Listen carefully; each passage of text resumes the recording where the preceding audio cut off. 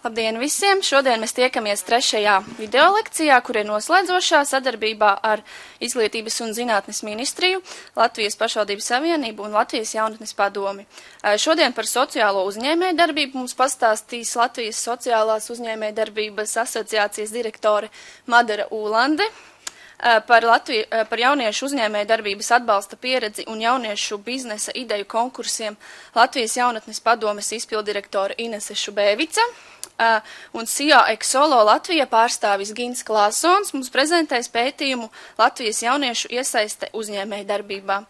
Atgādinu, ka tiešraides laikā ir iespējams uzdot jautājumus rakstot uz e-pasta adresi tiešraide@lps.lv.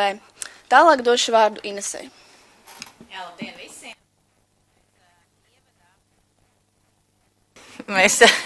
Labdien visiem! Ines aizmigs mikrofonu ieslēgt. Mēs ievadā mazliet ieskicēsim, kāpēc mēs vispār šo tēmu esam aktualizējuši, un tad Gins tādā kontekstā par jaunāko pētījumu uzņēmēju darbības jomā ieskicēs tos virzienus un tās tendences, un tad par esošajiem un plānotajiem dažādiem formātiem un atbalsta instrumentiem, tad mēs ar Madaru arī pastāstīsim dienas laikā, pasākumu laikā. Visu dienu mēs te nerunāsim, neuztraucieties. Eiropas jaunatnes stratēģijā jauniešu uzņēmēju spēja un uzņēmēju darbība un iesaist uzņēmēju darbībā ir viens no jaunas politikas virzieniem, un arī Latvijas jaunatnes politikā ir šis virziens iekļauts, un arī jūs uz ekrāniem varat redzēt, speciāli izvilkusi no lielā dokumenta to pamatojumu, kāpēc mēs vispār domājam par šiem jautājumiem. Personības pilnveide ir tā sadaļa, ko mēs vēlamies aktualizēt, runājot par jauniešu iesaisti, un ne tikai nodarbinātības pasākumos, bet arī domājot par savu uzņēmumu veidošanu, un arī, ja jaunietis neaizdomājas par savu uzņēmumu veidošanu, tad uzņēmīgums kā tāds un vispār prasme piecelties, domāt, iniciēt, iet un virzīt un aktualizēt kaut kādas idejas, tā ir tā ikdienas vajadzība, kas ir ne tikai jau darba tirgu, bet arī darbojoties kādās organizācijās un pasākumos vēl skolas solām.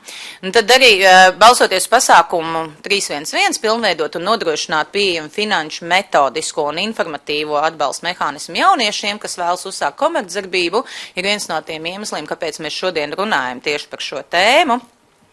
Un ir jau ļoti daudz prakses, kas šobrīd eksistē, un par to mēs arī pasākumu laikā vairāk pastāstīsim.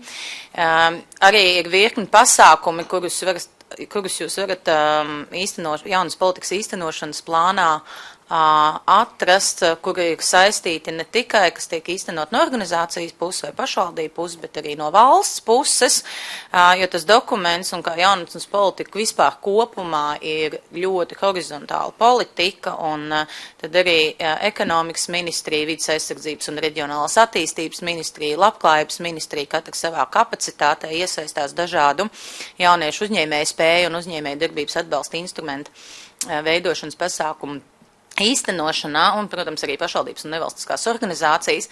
Par konkrētiem piemēriem tad es mazliet vēlāk pastāstīšu, bet, lai saprastu, kas tad kopumā šobrīd Latvijā notiek šajā jomā, es aicināšu Gintu Klāsonu pastāstīt par jaunāko pētījumu Latvijas jauniešu iesaistu uzņēmēju darbībā. Lūdzu, Gintu. Jā, labdien! Es esmu Gins Klāsons, pastāstīšu par pētījumu, kuru mēs veicām šī gada vasarā un rudenī. Tā kā man nav pārāk daudz laiks, paldies, Ines. Tad tas, ko es šodien izstāstīšu, būs īstenībā pavisam ļoti neliela daļa no tā, kas ir iekļauts pētījuma ziņojumā un vispār pētījuma procesā. Bet man likās, ka šis ir svarīgi priekš kaut kādu tālāku aktivitāšu domāšanas un plānošanas. Pētījuma mērķis bija it kā pētīt, vispār skatīties īstenībā pamatā uz atbalstu jauniešu uzņēmēju darbībai, bet pētījuma procesā mēs aizgājām mazliet plašāk un skatījāmies arī tādus vispārīgākus jautājumus, kā vispār jaunieši jūtās kā uzņēmēji. Un te ir svarīgi uzsvērt, ka mēs nerunājam par mācību uzņēmējiem, mēs runājam par, kā viņas pēdiņās varētu apzīmēt, par nopietnu uzņēmēju darbību, par to, kur cilvēks jau var reģistrēt uzņēmumu un veikt legālu uzņēmēju darbību. Tās datu informācijas iegūst metodas mums bija ļoti dažādas, es arī varbūt pie katras nepiekavēšos, pieminēšu tikai vienu, kas mums pašiem bija visinteresantākā, tās bija individuālās intervijas ar jauniešiem, kas veic uzņēmēju darbību.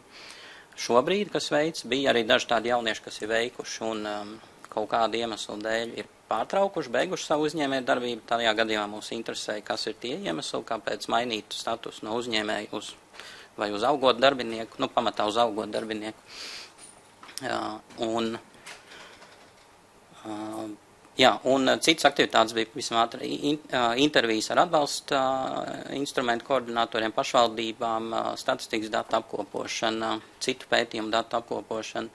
Starp citu ļoti labs pētījums ir arī Svetbankas rīcībā, kur viņi ir anketējuši skolu jauniešus. Tur ir milzīga izlase pie 6000. Tie jautājumi tur nav daudz, bet interesanti paskatīties, ko jaunieši tur, piemēram, nosauc par tiem uzņēmējiem, kuri viņiem liekas viskrutākie uzņēmēji. Jautājumi, kuriem es savā prezentācijā iziešu cauri, būs, cik daudz jauniešu vispār Latvijā ir iesaistīti uzņēmēju darbībā, kādēļ jaunieši iesaistās, un no otras puses, kas attur iesaistīties, kāds atbalsts jauniešiem ir pieejams un kāds būtu nepieciešams. Un pašās beigās varbūt tāds konceptuāls jautājums, vai vispār ir nepieciešama kaut kāds specifisks no pārējiem uzņēmējiem atšķirīgs atbalsts tieši konkrēti jauniešiem, tikai tāpēc, ka viņi ir atbilstoši jauniešu vecuma grupu definīcijai. Cik daudz vispār ir Latvijā jauniešu? Eurostata dati liecina, ka vecuma grupā no 20 līdz 24 gadiem visā Eiropas Savienībā ir aptuveni 5% uzņēmēji, un šeit tiek skaitīti gan uzņēmēji, gan pašnodarbinātie. Atšķirība ir tāda, ka uzņēmējs ir tas, kuram ir komercsabiedrība, pašnodarbinātais ir vai individuālais komersants, respektīvi strādā tikai uz sevi, kamēr uzņēmējs ir tas, kurš dod darbu arī citiem. Un 25-29 gadīgo vecuma grupā tie ir 8% no visiem jauniešiem, kas ir uzņēmēji vai pašnodarbinātie. Latvijā attiecīgi abās šajās vecuma grupās šie īpatsvari ir nedaudz virs Eiropas Savienības valstu vidējiem, bet tai pašā laikā, kas ir interesanti, ka Latvijā jauniešu uzņēmēju un pašnodarbināto īpatsvars ir augstāks gan kā Lietuvā, gan kā Igaunijā. Bet tas Eiropas vidējais rādītājs, viņš ir tāds visai dīvains rādītājs, jo, kā var redzēt apakšējā grafikā, kur ir dažādas Eiropas valsts attēlotas, tad ļoti atšķirīgas situācijas dažādās valstīs, kur Itālijā un Spānijā ir ļoti augsti īpatsvars jauniešiem, kur ir aizgājuši uzņēmēju darbībā, kamēr Vācijā un Dānijā atkal ir pat zemāks nekā Latvijā. Bet, ja mēs skatāmies vēl uz mazliet jaunāku vecumu grupu, kas būtu tuvāk jaunatnes likumā definētajam 13-25 gadi, tad šai gadījumā tie ir viens aptaujas dati no 15-24 gadīgo jauniešu mērķu grupas. Tad tur uzņēmēji ir 0,2%, pašnodarbinātie 1, augotie darbinieki 28%. Tie pārējie ir tie, kas joprojām atrodas skolā, mācās, studē, arī mājsaimnieces, jaunās māmiņas un arī, protams, bezdarbnieku daļa.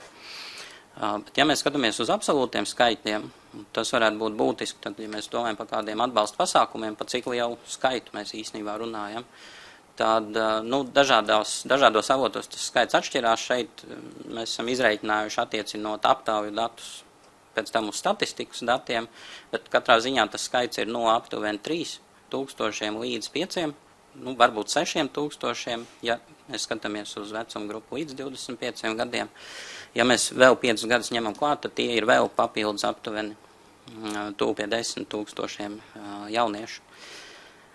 Tātad tas īpatsvars no visiem jauniešiem, cik iet uzņēmēju darbībā vai pašnodarbinātībā, ir 3-4, varbūt 5%, tur atkarīgs, kuru gadu ņem klāt vai neņem. Tai pašā laikā tas, kas interesanti, ka tad, kad aptaujās 15-24 gadīgajiem jautā, kas viņi gribētu būt darba tirgu, tad absolūtais vairākums tomēr pasaka, ka viņi grib būt uzņēmēji vai pašnodarbinātie. Un tikai mazliet biežāk nekā katrs 10. saka, ka viņš gribētu būt algots darbinieks. Protams, ka ne visi tie, kas saka, ka viņi grib būt uzņēmēji, ne visi viņi arī reāli spēj būt uzņēmēji, jo tas ir saistīts ar kaut kādu prasmju, arī talantu kopumu, kas nosaka, ka tu vari būt uzņēmējs. Bet būtiski šajā gadījumā ir tas, ka tā vēlme ir tik izteikta un tā reālā situācija ievērojami atšķirās. Tātad visdrīzāk ir tā, ka ne visi pat no tiem, kam ir šīs spējas, ne visi no viņiem arī nokļūst reāli uzņēmēja darbībā.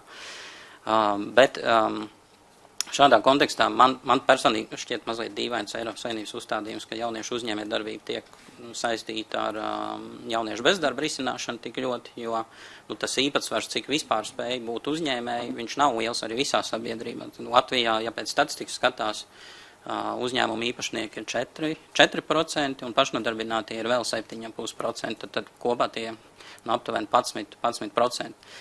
Respektīvi, man šķiet, ka jauniešu uzņēmēja darbību nevar skatīt tikai jauniešu bezdarba risināšanas kontekstā, bet tur Ines labi iezīmēja jau pirms tam mazliet tos plašākos kontekstus arī jauniešu uzņēmēja darbībai. Runājot par to, kāpēc jaunieši nokļūst uzņēmēja darbībā, tas teorijas un skaidrojumi ir ļoti dažādi, atšķirās arī dažādās valstīs, kā skaidro, jo dažādās valstīs ir dažādas tradīcijas, vēsturiskā pieredze uzņēmēja darbības īstenošanai, bet tāds viens pavisam vispārīgs dalījums, ko var noteikt jebkuras valsts kontekstā izmantot, ir skatīties, vai jaunietis nokļūst uzņēmēja darbībā, jo viņš saskata kaut kādu iespēju, biznesa ideju, ko viņš var un pats jūtās kā spējīgs īstenot, vai kas ir otra puse, kas ir īpaši izteikti novērojam pēc ekonomiskām krīzēm vai sabiedrībās, kur ir mazāk attīstīta ekonomika, kad jaunieši tiek zināmā mērā piespiest kļūt par uzņēmējiem, ja viņiem nav citu iespēju ģenerēt vai gūt ienākums, ikdienas nepieciešamos ienākums. Un Eiropas Savienībā vidēji tādi jaunieši ir 17%, kas kļūst par uzņēmējiem, tāpēc, ka viņiem nav citu alternatīvu veidu gūt ienākums. Latvijā tas rādītājs ir īstenībā ievērojami augstāks, it kā nav tik liela atšķirība, bet tomēr katrs 4. jaunietis ir kļūst par uzņēmēju nepieciešamības spiests. Šādā kontekstā interesanti ir sakarības starp jauniešu uzņēmēju īpatsvaru sabiedrībā un tā saukto nīcu jauniešu īpatsvaru. Šeit ir tāds grafiks, kas attēlo dažādu Eiropas Savienības valstu šo abu rādītāju korelāciju. Un tas, kas pat arī vizuāli diezgan skaidri nolasās, ka tajās valstīs, kur ir augstāks nīca īpatsvars, ir augstāks arī uzņēmēja darbības un pašnodarbinātības status īpatsvars jauniešu vidū. Arī mūsu intervijās, kuras mēs veicām ar jauniešiem, tas piespiešanas faktors parādās. Ik pa laikam nevar teikt, ka bieži, bet aptuveni trešdaļa no tiem jauniešiem, ko mēs intervējām, atsaucās uz to, ka viens no iemesliem, kāpēc viņi ir gājuši uzņēmēja darbībā, ir bijis vai nu tas, ka viņi pēc izglītības iegūšanas nav varējuši atrast darbu, vai tas, ka viņi ir zaudējuši darbi ekonomiskajā krīzē. Populārāks bija biežāk minēts tāds iemesls, ka ir strādājuši kaut kādu darbu, bet tas darbs katram kaut kādu savu iemeslu dēļ nav paticis, pat nav ļoti paticis. Bet, protams, tas arī, kas jāsaka, ka tie iemesli vai nepieciešamība vai iespēja, viņi nekad nav absolūti izslēdzoši. Līdz ar to pat, ja ir piespiedzes faktors, ir jābūt otrā pusē idejai, lai tā pāriešana uzņēmēja statusā notiktu.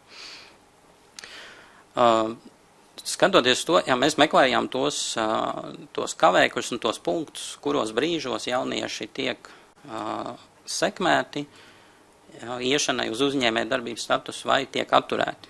Un tad būtisks apstākļus tajā brīdī, kad jaunietis ir ieraudzījis biznesa ideju vai arī nepieciešamība iet uzņēmēja darbībā, ir kāda tā kopējā uzņēmēja darbības vide un uzņēmēja darbības kultūra, kas vai nu sekmē, ka jaunietis iet tajā ceļā, vai tieši otrādi attur viņu no šī soļa. Un šādā aspektā mēs varam runāt par trīs blokiem, kas lielā mērā nosaka to, vai jaunietis tajā brīdī, kad viņam ir ideja vai doma, vai viņš iet tālāk ar to ideju un domu, vai arī viņš to ideju un domu atmet un tomēr paliek augot darba tajā sektorā. Un tie trīs tādi tematiskie lielie bloki ir uzņēmēja tēls sabiedrībā, uzņēmēja darbības riski un uzņēmēja spējas. Uzņēmēja tēls sabiedrībā tas tāds jautājumu bloks un tēma bloks, ko starptautiskos pētījumos parasti vērtē, mēģinot saprast, cik labvēlīga ir sabiedrība kopumā uzņēmēja darbībai.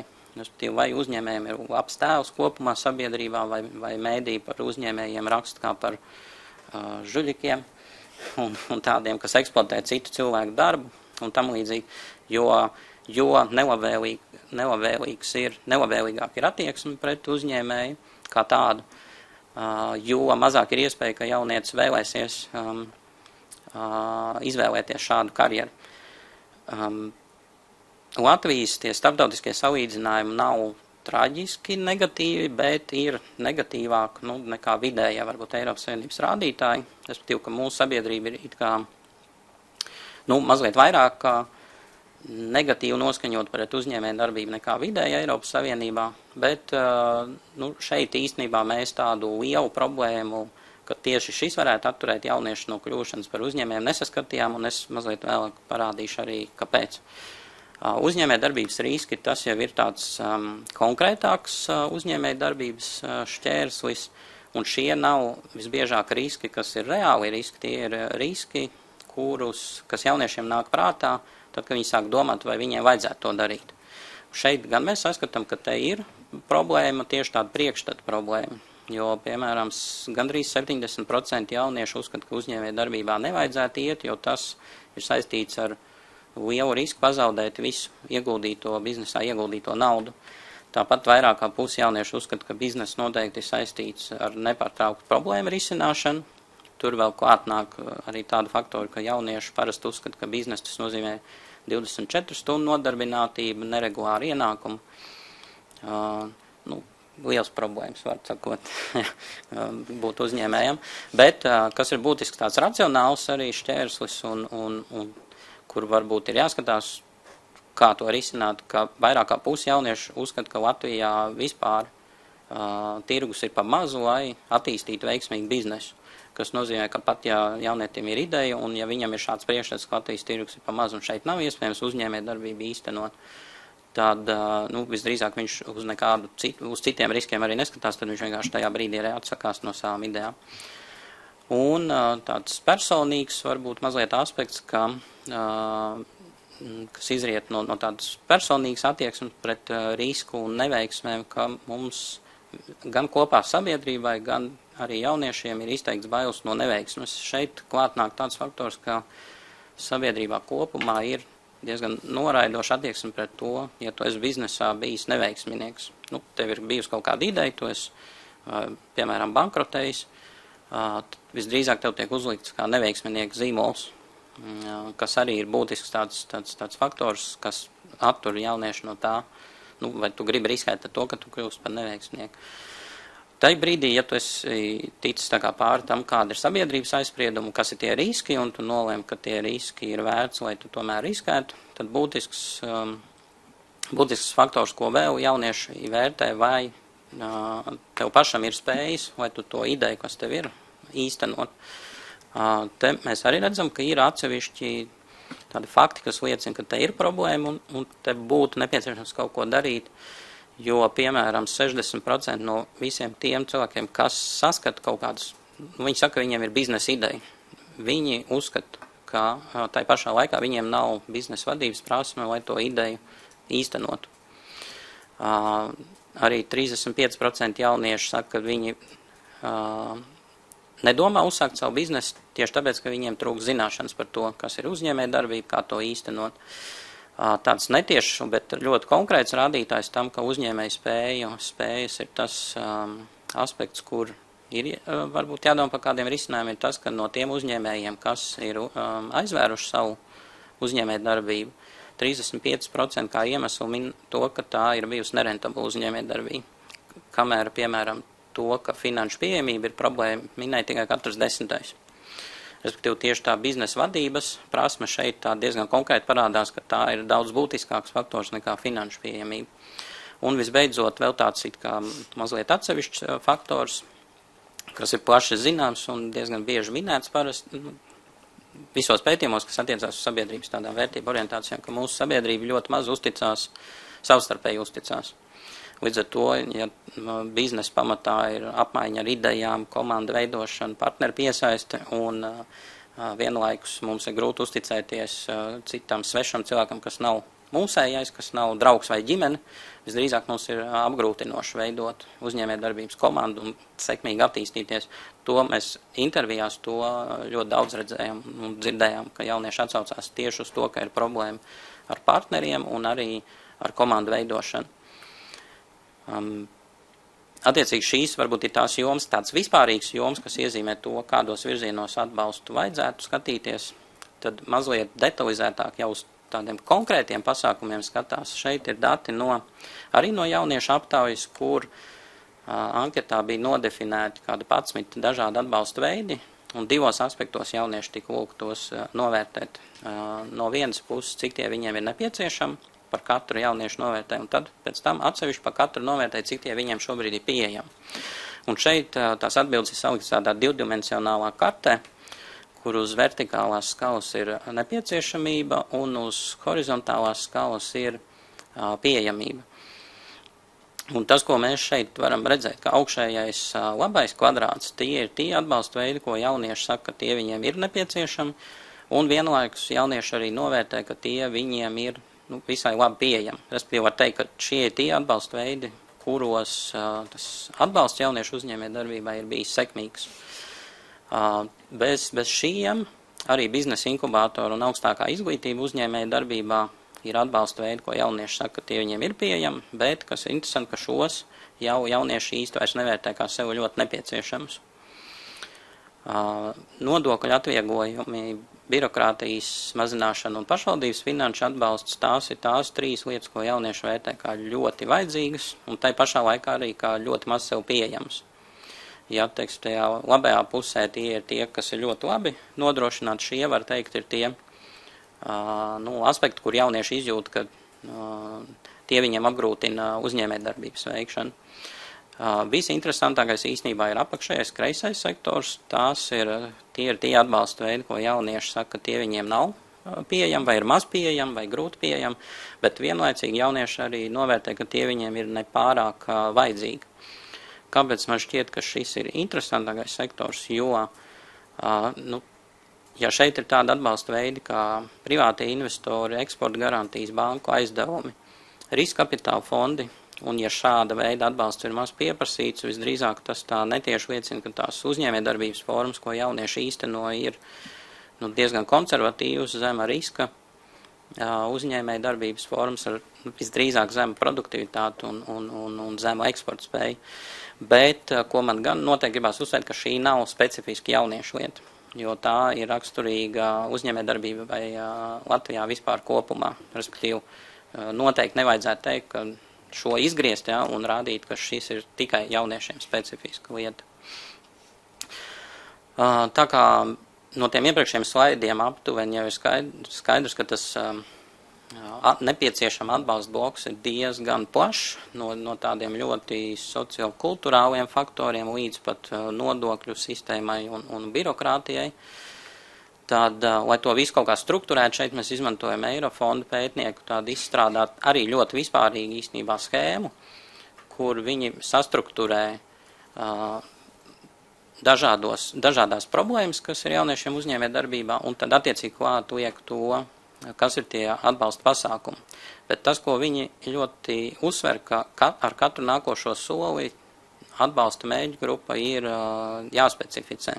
Respektīvi, ka nav ja pirmais, kas ir uzņēmējdarbības kultūras sekmēšana, attiecās uz visu sabiedrību, un tas ir jāveicina visā sabiedrībā, tad līdz ko iet dziļāk un runā par informācijas nodrošināšanu, mentoriju, konsultācijas, tam ir jābūt ļoti fokusētam uz tiem, kam ir konkrēta vēlme un konkrētas idejas, un pēc tam aizejot jau līdz trešajam, kur ir uzņēmējdarbības barjeru novēršana, ir jāskatās nevis uz to, ko domā visa sabiedrība kopumā, bet ko domā tie, kuri ir gatavi īstenot uzņēmējdarbību.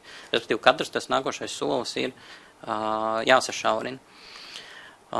Otra lieta, ko arī ļoti uzsver parasti Eiropas tādos salīdzinājumos, ka to pasākumu efektivitāte ir atkarīga no tā, vai viņi tiek īstenot visā laukā. Un tā ir viena lieta, ko mēs varam Latvijā novērot, ka mums pētījuma ziņojumā ir apkopot, laikam praktiski visi tie atbalsta veidi, kādu Latvijā ir pieejami. Mēs tur arī visus tos apkopojumus detalizētos arī esam salikuši pielikumā, bet tas, ko var novērot, ka tas atbalsts ir diezgan fragmentārs. Respektīvi, vai viņš ir vērsts uz informācijas nodrošināšanu, vai viņš ir tikai uz finanšu nodrošināšanu, ka viņam nav šī pēctecība. Arī, ja finanse ir nodrošināta uzsākšanai, tad parasti viņa nevisai ir nodrošināta tālākiem soļiem. Un to mēs varam kā tādu diezgan lielu problēmu uzskatīt Latvijā. Bet skatoties uz šo schēmu un arī uz tiem iepriekšējiem datiem, tas jautājums varbūt tāds kopējais, kas rodās, kas te ir tāds specifisks jauniešiem, jo principā šāda schēma dara jebkuram uzņēmējam, un arī tās problēmas, ko jaunieši sauca, viņas ir praktiski tieši tādas pašas, kādas ir jebkuram uzņēmējam Latvijā. Tad, ja no tāda ekonomiskā viedokļa skatās, tad ir tā visdrīzāk, ka specifisku atbalsta modeli tikai jauniešiem nav pamats veidot, jo mērķis droši vien, ka nav, lai mēs ievilktu uzņēmējdarbībā pēc iespējas vairāk jauniešu. Mērķim vajadzētu būt no sabiedrības interešu viedokļa, lai mēs ļaujam realizēt uzņēmējdarbības idejas tiem, kuriem ir idejas un kuri jūt, ka viņi varētu sekmīgi tās īstenot un neatkarīgi kāds viņiem ir vecums. Bet, un šādā aspektā visdrīzāk jāsaka, tā jauniešu uzņēmējdarbības atbalsta schēma, viņai ir jābūt daļai no kopējās uzņēmējdarbības atbalsta politikas valstī, nevis ir jābūt specifiskai un nodalītai, bet tai pašā laikā gan mūsu pētījumā, gan dažādos starptautiskos pētījumos parasts secinājums ir tāds, ka pat pie vienādiem nosacījumiem, ja, piemēram, ir kāds atbalsta rīks vai atbalsta projekts, kas ir it kā atvērts visiem uzņēmējiem, tad jaunietis, pateicoties pēdiņā savam vecumam, viņš vienalga būs nevienlīdzīgākā pozīcijā, jo viņam nav pieredzes, viņam nav komandas, viņam nav kontaktu, un pat pie vienādiem noteikumiem jaunietis vienalga tiek it kā diskriminēts uzņēmēju darbībā. Līdz ar to tas, kur mēs saskatām nepieciešamību specifisku atbalstu sniegt, ir tas, lai izlīdzinātu tās jauniešu nevienlīdzīgās pozīcijas, lai viņš ir vairāk vai mazāk līdzvērtīgā pozīcijā ar citiem. Un šeit mēs 3 aspektus gribētu akcentēt. Pirmais ir, kas varētu šķist dīvaini, bet praktiski visās intervijās, ko mēs veicām, jaunieši minēja, ka viņu galvenā problēma uzsākt uzņēmējdarbību bija saistīta ar informāciju. Finansējums ļoti reti tika minēts, bet tieši informācija, ka viņi nezināja, un tas nenozīmē konsultatīva informācija, kā mums attīstīt biznesu ideju. Tas nozīmē informāciju, uz kur iestāde aiziet, kādu dokumentu iesniegt, un ko man tajā dokumentā rakstīt. Un tas iet cauri un ļoti dažādiem sektoriem, gan lauksaimniecībai, gan ražošanai, gan pakalpojumu sfērai.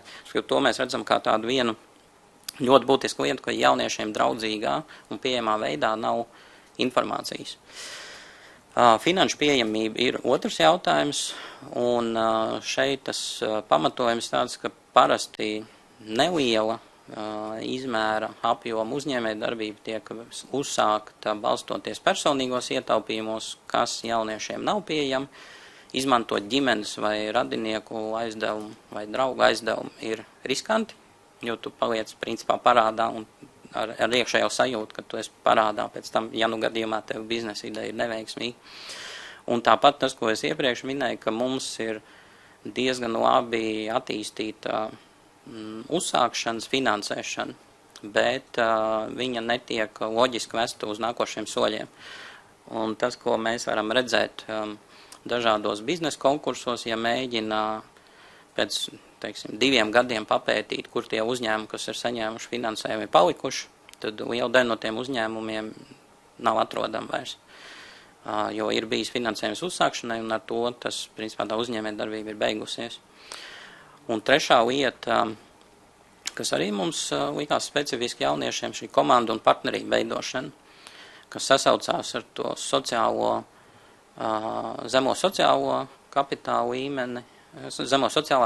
līmeni Latvijā, ka mums nevisai, tā arī it kā nav jauniešu specifiska lieta, bet jauniešu vidū varbūt to ir vieglāk sekmēt, ka labprāt dalīties ar idejām, palīdzēt veidot komandas un palīdzēt veidot partnerības. Tas nav viss, ko jaunieši saka, kas viņiem rada problēmas, bet mums šķiet, ja šos tādā komplektā risina un kaut kādas aktivitātes veids, tad lielā mērā tā jauniešu kā nevienlīdzība uzņēmējdarbības īstenošanā tiek risināta. Un šodien man tas viss. Paldies. Paldies. Tagad laikam tur runās. Zana, varbūt ir kāda jautājuma? Tālāk mēs dosim vārdu Inesei par biznesa ideju konkursiem. Nu jā, mēs kā arī bijām iepriekš minējusi, un šodien ieskicēsim mazliet par biznesa ideju konkursiem. Kāpēc tieši par biznesa ideju konkursiem? Tie atbalsta instrumenti ir ļoti dažādi, un to, ko arī Gins jau minēja, virkni lietas, kas eksistē šobrīd, bet biznesa ideju konkurs ir viena no tām lietām, par ko pašvaldības jaunas lietas speciālisti un par ko jaunieši un organizācijas arvien vairāk interesējas. Un šeit pavisam īsti stāsts par to, kas jau notiek un kur var smelties idejas, ja jūs lemjat par to, ka šis varētu būt viens no tiem instrumentiem, ko piedāvāt jauniešiem. Jāsaka, tagad ņemot vērā visu tās atziņas, kas no pētījuma, ka viens ir uzsākt kādu darbību, bet cits jautājums, kā to visu uzturēt un attīstīt.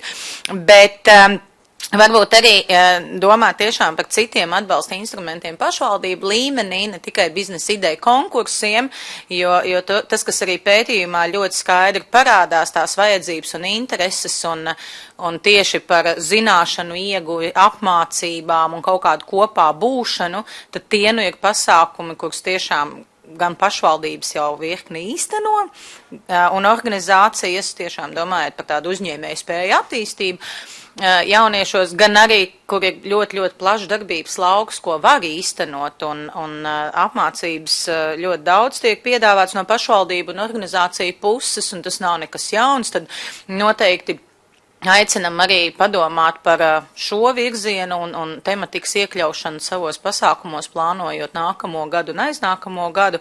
Es zinu, ka virkni pašvaldības to jau šobrīd plāno un ka jau ir saplānojuši, bet tas tiešām būtu arī tāds viens no atbalsta instrumentiem pašvaldību līmenī, jo ne tikai valsts līmenī, kad mēs runājam par uzņēmējdarbības attīstību, mēs neskatāmies jauniešu virzienā, bet, diemžēl, arī pašvaldību līmenī mēs ļoti reti, domājot par uzņēmēju darbības attīstību pašvaldībā, mēs skatāmies uz jauniešiem kā mērķa auditoriju. Bet viņi ir mērķa auditorija, un viņi var būt tiešām ļoti tāds liels atbalsts un arī virkne labie piemēri, un man gribas noteikti šeit vēlreiz un vēlreiz pieminēt projektu SLV, kur var tiešām skatīties ļoti daudz jauniešu stāstus, iedvesmojošus stāstus, ne tikai par tiem jauniešiem, kas attīst savu uzņēmēju darbību kādā vietējā vidē, bet arī par jauniešiem, kas atgriežas vispār Latvijā un pasaka, ka šī ir tā labākā vieta, kur to darīt. Tie arī ir tie piemēri, kuru virzienā mēs varam strādāt jau pašvaldību līmenī, lai vispār to uzņēmēju darbības kultūru kopā veidotu. Bet par biznesa konkursiem pavisam īsi, jo tā var būt, salīdzinot ar apmācībām, ir tāda joma, kas vairāk cilvēkus aptur par to sāk domāt, to inicēt, jo daudziem liekas, tas ir kaut kas tāds ļoti nezināms. Mēs ļoti daudz un labi zinām projektu konkursus, un tad tas liekas tāds ļoti pašsaprotams, bet biznesa ideja konkurss pēc būtības ir ļoti līdzīgi, un tie arī var nest kādu pievienoto vērtību. Kas notiek valsts līmenī attiecībā uz biznesa ideju konkursiem? Jā, ir virkni valsts institūcijas, kas īsteno, ir valsts reģionālas attīstības, vides aizsardzības un reģionālas attīstības ministrijā ir atsevišķi tieši biznesa ideju konkursu jauniešiem, kas katru gadu notiek un kur var skatīties pieredzi, ko aizņemties. Protams, Latvijas investīcija attīstības aģentūra ir viena no tām valsts institūcijām, kur ir ļoti plašs dažādu atbalsta instrumentu apkopojums vienā institūcijā, un arī viņiem ir biznesa ideja konkurss, jeb ideju kaus, kas ir diezgan populārs arī jauniešu vidū, un kur jaunieši piedalās, bet ir arī dažādi citi atbalsta instrumenti. Noteikti tādā valsts līmenī mēs varam teikt, ka ir virkne pasākumi, kas tiek attīstīti, un pat arī projicējot to uz pašvaldībām, ir virkne lietas un tādas idejas, ko var aizņemties īstenošanai pašvaldību līmenī.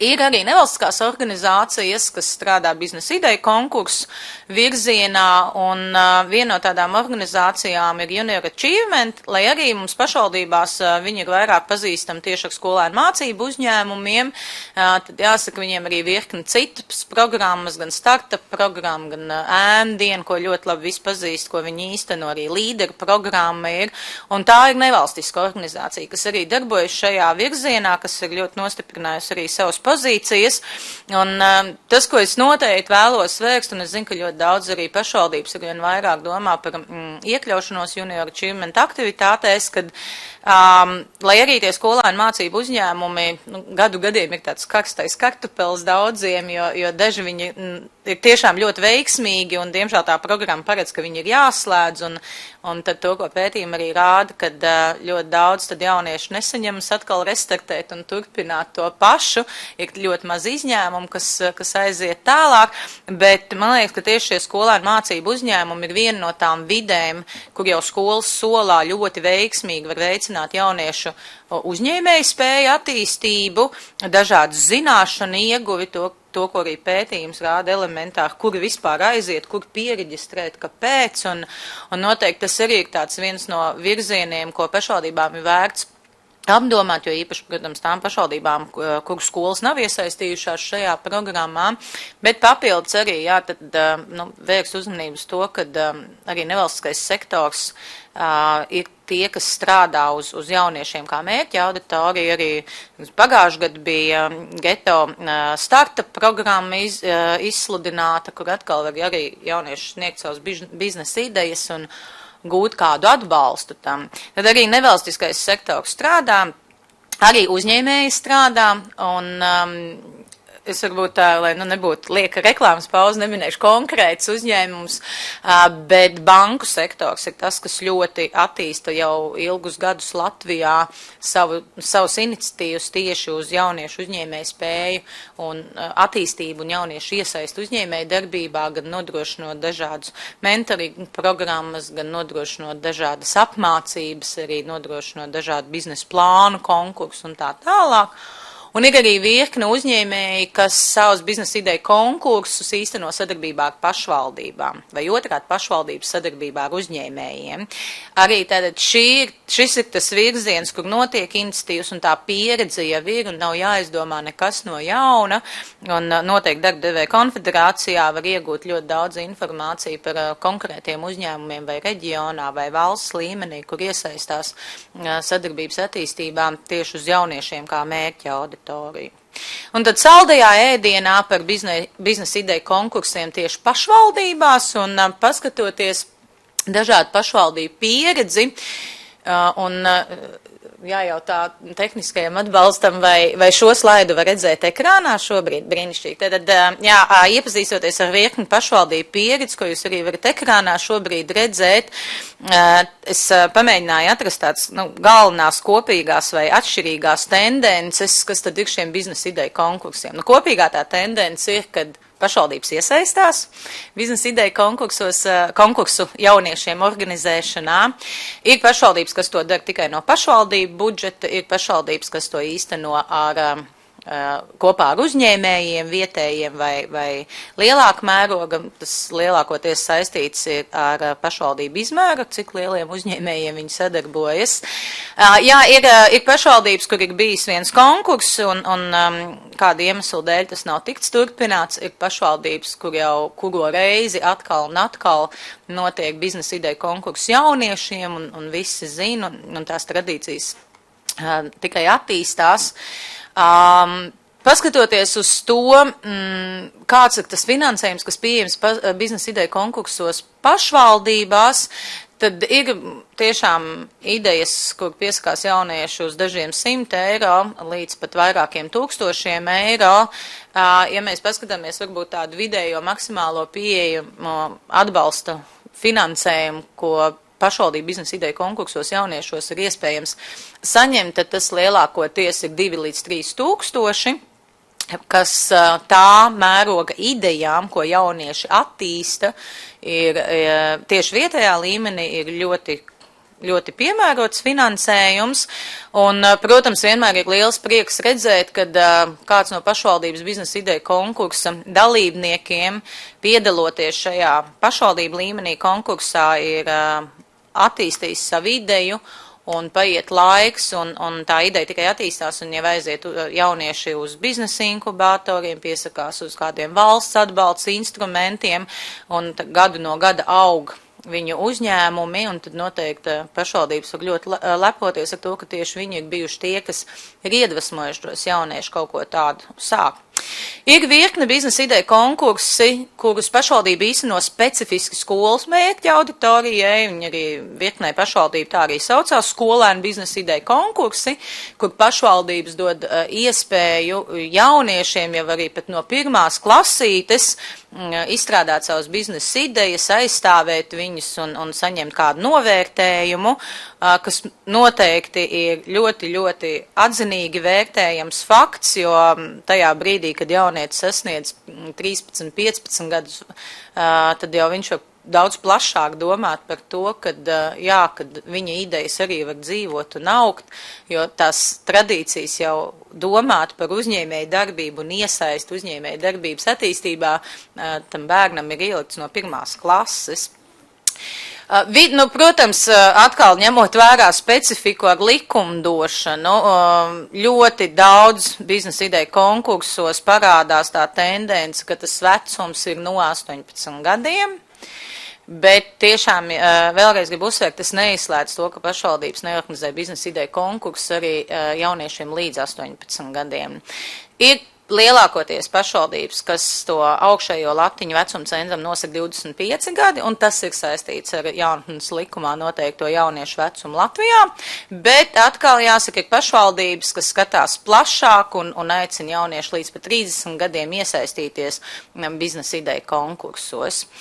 Šīs ir tādas kopīgās, atšķirīgās tādas lietas, kas ir izrietējuši no analīzes par biznesa ideju konkursiem pašvaldībās, un noteikti jāsaka, ka nav tā, ka tikai tās pašvaldības, kas šeit ir minēts, ir vienīgās, kas kaut ko dara jauniešu uzņēmēju darbības attīstības jomā, jauniešu uzņēmēju spēju attīstības jomā, bet šeit es tiešām vairāk pastījos specifiskus biznesa ideju konkursus jauniešiem, lai saprast, kā tad ir tā tendence.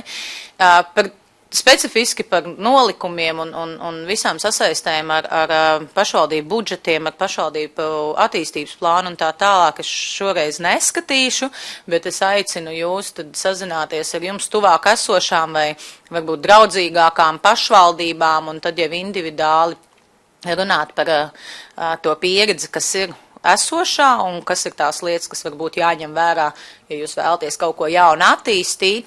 Varbūt arī pamats, cik tā pieredze ir diezgan daudz, aizdomāties, varbūt atsevišķi kādu pieredzes apmaiņas pasākumu veikt tieši šajā jomā, starp pašvaldībām uztaisīt tieši par biznesa ideju konkursu jau nolikumiem, un mēs noteikti šo ideju arī ņemsim vērā, gatavojot Nacionālo jaunatnes darba un jaunas politikas konferenci, kas ir paredzēta nākamā gada februārī, kur būs iespēja tematiskos blokos par dažādiem jautājumiem runāt, un mēs arī iepriekš bijām runājuši ar Pašvaldības savienību, kad arī koordinējošā darba grupa būs tā, kas aizpildīs kādu saturisko bloku, un tā būs vide, kur tikties un runāt par lietām, un ja būs atsauksme, kas ir pamatā no pašvaldībām pašām atkarīgas un interese, tad mēs noteikti arī varam izskatīt ideju par to, kad vienu tematisko bloku un laiku iedalīt tieši, lai runātu jau par biznesa ideju konkursu organizēšanām, nolikumiem, rezultātiem, jo tā ir tāda daudz plašāka tēma un vienā videokonferencē, ņemot vērā, ka mums šodien ir dažādas tēmas, ko runāt, viņi diemžēl nav iespējams apskatīt. Bet pieredze ir, nav atkal jādomā velospēds no jauna, var sazināties ar kolēģiem un tad skatīties, vai tas ir kā atbalsta instruments aktuāls konkrētā pašvaldībā vai nav. Tas pavisam īsi par šiem biznesa ideju konkursiem. No manas puses es šajā reizē nerunāšu tik daudz arī par vispār citiem atbalsta instrumentiem, jo to, ko Gins arī teica, kad nav tādi specifiski atbalsta instrumenti jauniešiem, tur, piemēram, īpaši aizdevumu kāds fonds tieši jauniešiem vai riska kapitāla programma tieši jauniešiem vai tieši biznesa eņģeļu tīkls tieši jauniešiem. Tādi specifiski viņi nav, bet tie atbalsta instrumenti Latvijā ir ļoti daudz un plaši uzņēmējdarbības attīstībai, bet tas stāsts jau lielākoties ir ne par uzņēmējdarbības attīstību jauniešiem un vispār kaut kādu atbalsta instrumentiem jau tajā līmenī, kas jau valsts līmenī ir nosakts, bet pašvaldību līmenī aktuālākais ir tiešām runāt par dažādiem informatīviem zināšanu vairošanas pasākumiem tieši pašvaldību līmenī un maksimāli jau no agra vecuma, lai jauniešu tā domāšana, viņa arī veidotos atbilstoši tai uzņēmējdarbības kultūras kaut kādām tendencēm, lai viņi sāk uz sevi skatīties kā uz iespējamiem darba devējiem, vai vismaz tik daudz, ka kā uz aktīviem, uzņēmīgiem cilvēkiem, kuri var ļoti daudz arī paveikt pašvaldībā uz vietas, pat nebraucot nekur projām un pat nemācoties augstās skolās un neskatoties uz brīnišķīgiem valsts atbalsta instrumentiem.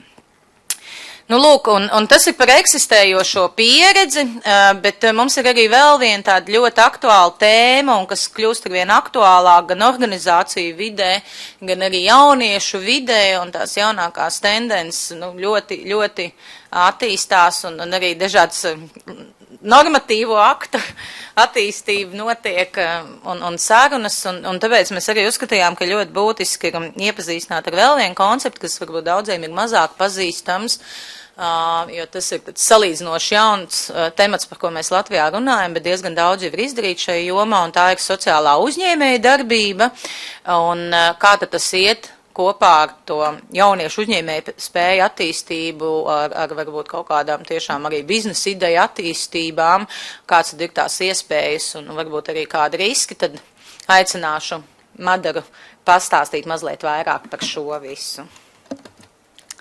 Sveiki visiem!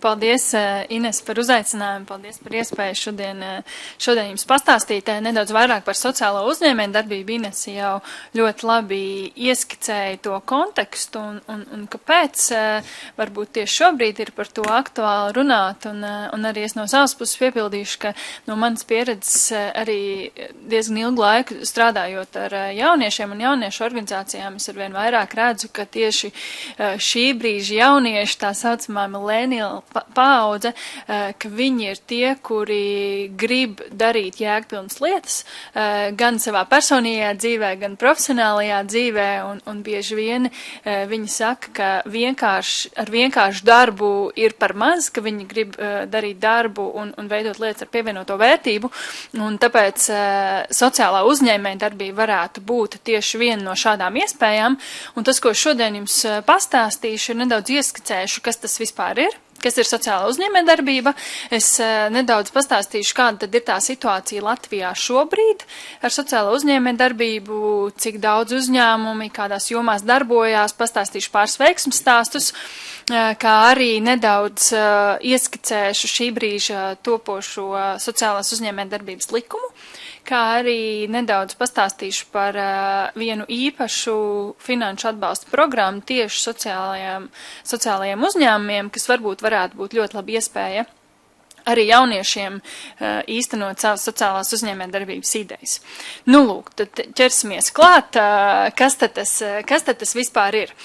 Sociālā uzņēmējdarbība būtībā ir uzņēmējdarbība, kas risina kādu sociālo problēmu, un tas ir tas galvenais mērķis un galvenais iemesls, kāpēc uzņēmums ir vispār radīts un kāpēc tiek veikts dažādas biznesa aktivitātes. Galvenais mērķis ir veidot kaut kāda veida sociālo labumu, risināt problēmu, nevis gūt finansiālo labumu uzņēmumu īpašniekiem.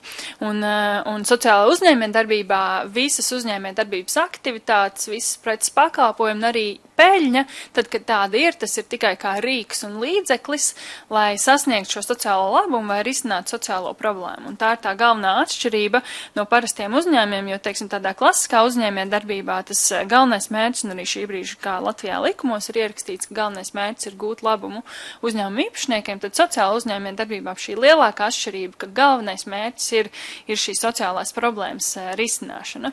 Un, ja mēs tādās metaforās varētu runāt par to, tad sociālā uzņēmējdarbība rastos tad, ja paņem tādu 100% Richardu Bransonu, kurš ir tāds 100% uzņēmējs, biznesa haizivs, un teiksim, viņam ir jau impērijas saceltas, kas tiešām nes milzīgu peļņu.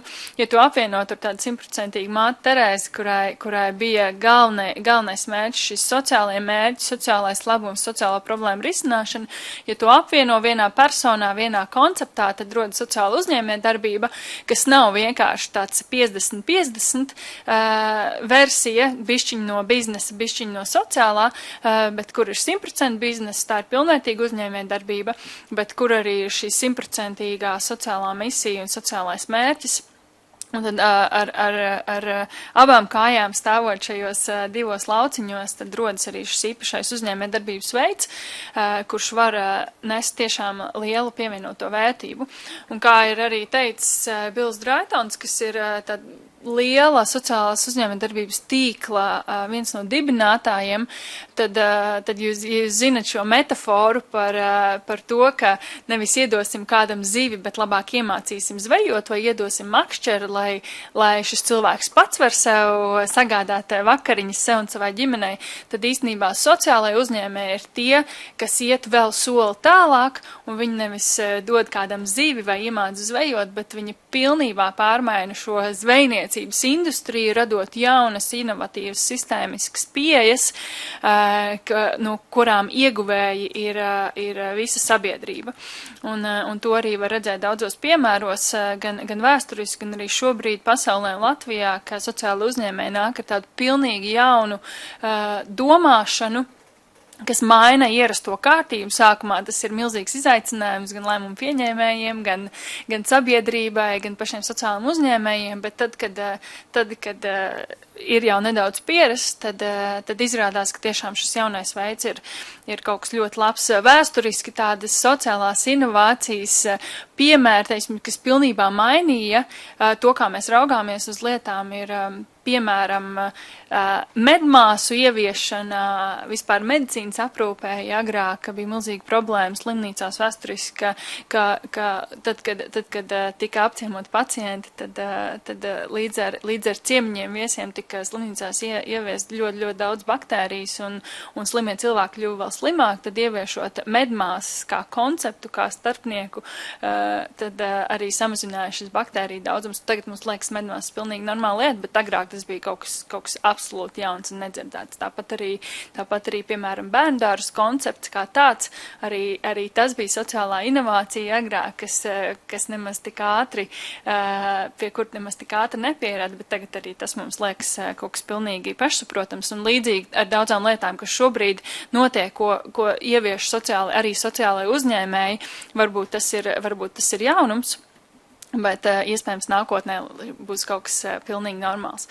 Kā tad pateikt, kas ir sociālā uzņēmējdarbība? Kā pateikt, vai uzņēmējs ir sociālais uzņēmējs vai nav? Un tas viens no lielākajiem izaicinājumiem ir tas, ka pasaulē nav tādas vienas definīcijas, nav tāda viena kritērija kopums, kas pateiktu, vai tad šis konkrētais uzņēmums ir sociālais uzņēmums vai nē, bet ir vairāk tādas vadlīnijas un principi, pēc kuriem arī Latvijā veidojot un ieviešot šo konceptu, mēs tā kā esam mēģinājuši vadīties. Šie, piemēram, 7 principi ir Muhameda Junus veidotie. Muhameds Junus 70. 80. gados uzņēmējs Bangladešā.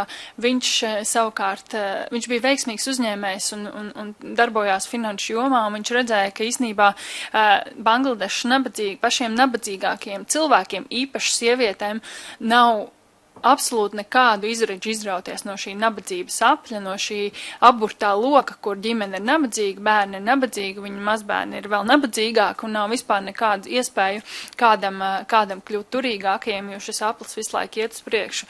Un viena no problēmām, ko viņš secināja, ka šiem nabadzīgajiem cilvēkiem nav nekādu iespēju tikt pie pat visniecīgākā kapitāla, lai uzsāktu savu biznesu. Viņi bieži vien dzīvo no algas līdz algai, ja tāda ir, knapi spēja pabrot ģimeni, bet nav nekādu iespēju veidot kaut kādus uzkrājumus, lai uzsāktu savu biznesu. Un tas, ko viņš izdarīja, viņš nodibināja Gramīnu banku, kuras galvenais mērķis bija sniegt mikro aizdevumus pašiem nabadzīgākiem cilvēkiem, īpaši sievietēm, lai šie cilvēki varētu uzsākt savu biznesu.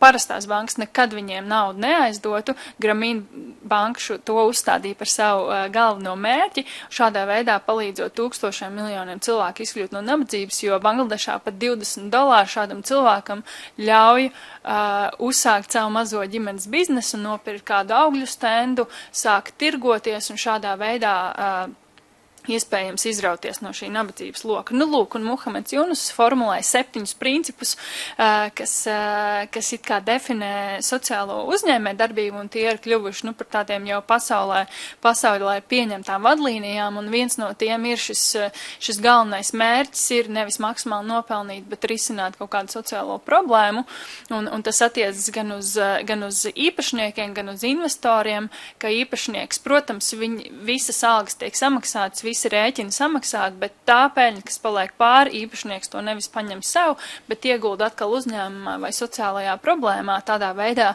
palielinot šo sociālo ietekmi.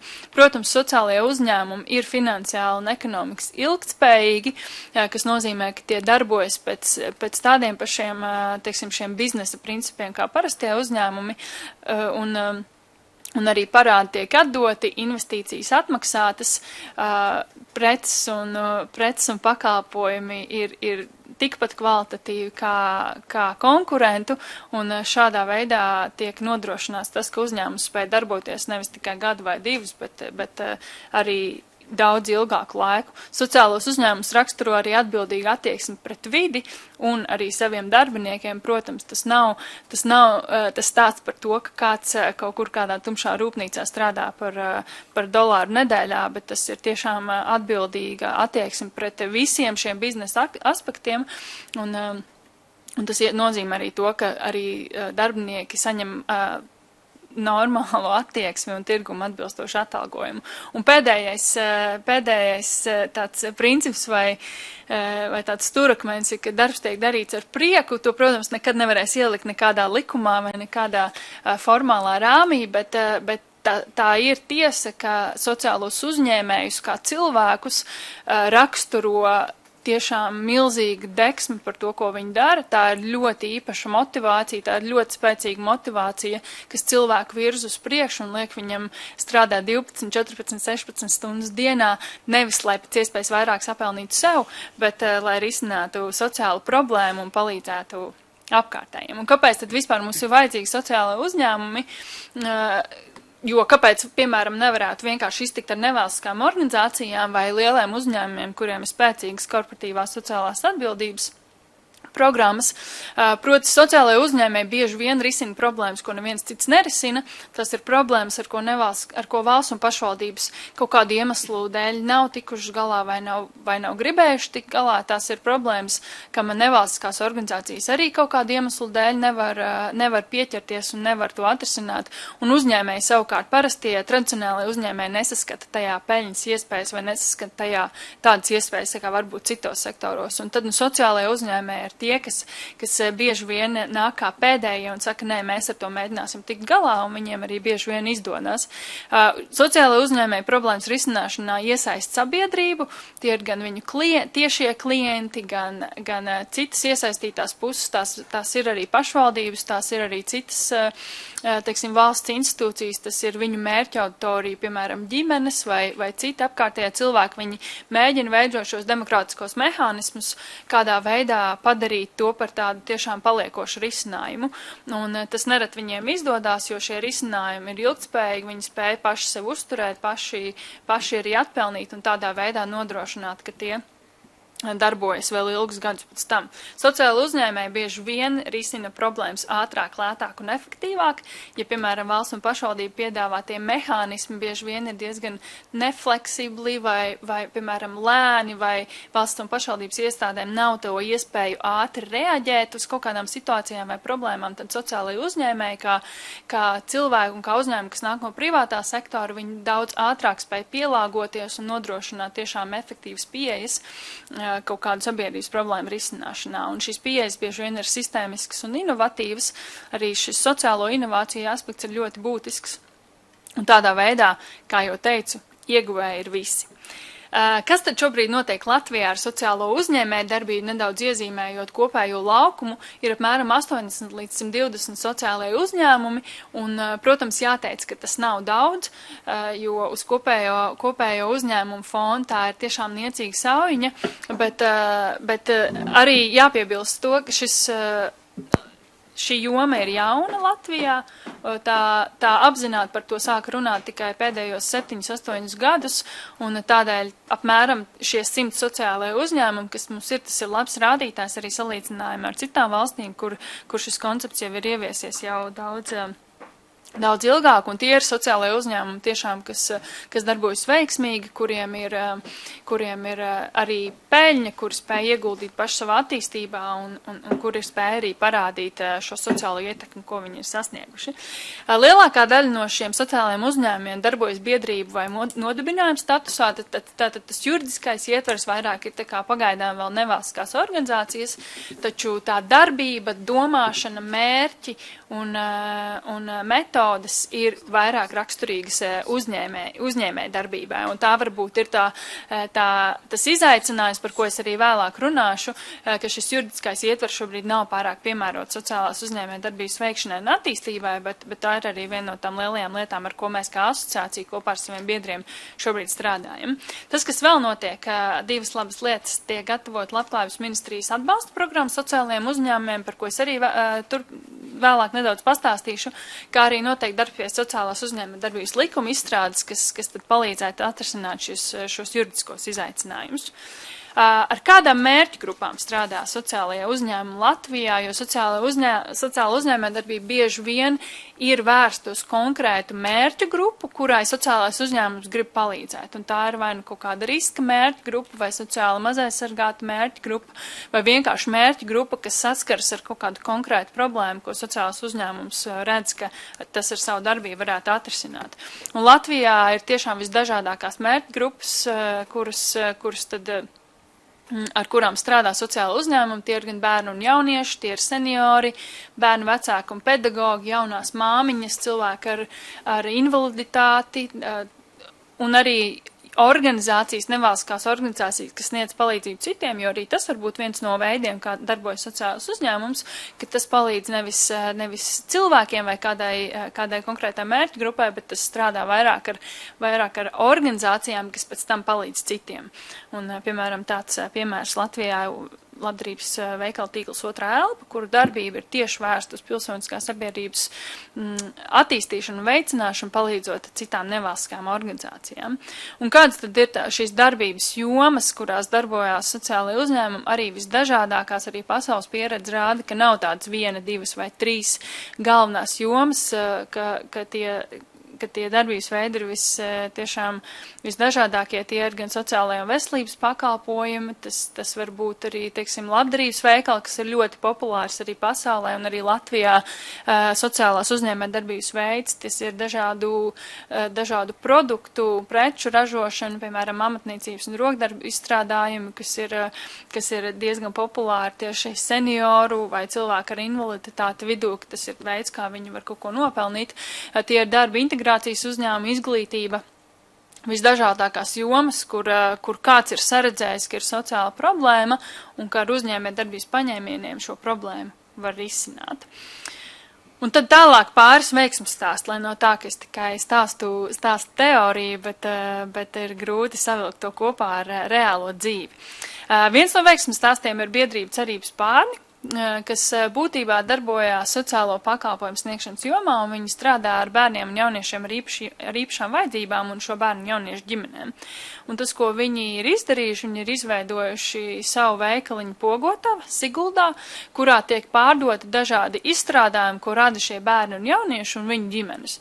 Un šādā veidā caur šo veikaliņu ir šiem bērniem jauniešiem viņu ģimenēm gan iespēja iegūt papildus līdzekļus, teiksim, un šiem bērniem jauniešiem kļūt neatkarīgākiem un arī neliela palīdzība ģimenēm. Tad šādā veidā sanāk gan arī ar šo veikaliņu viņi tā kā stāsta par savu darbu, par savu mērķu autoriju.